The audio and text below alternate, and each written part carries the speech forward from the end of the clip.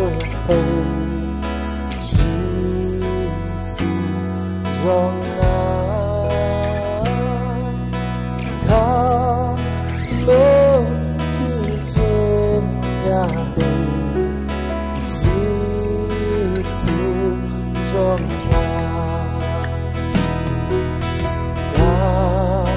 birthday trong bát sáng birthday cloud ba kiên tràn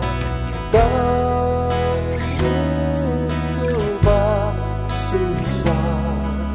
Jesus trong one home lên xiêm trong trong why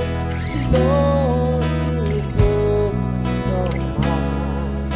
Jesus trong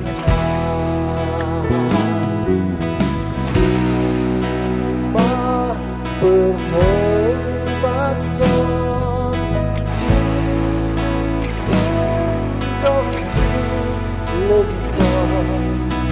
đêm bên đang trên làng con Jesus trong khu lên trên thổ sư trong đang nó cô trên hàng rìu ba găm yang ba bằng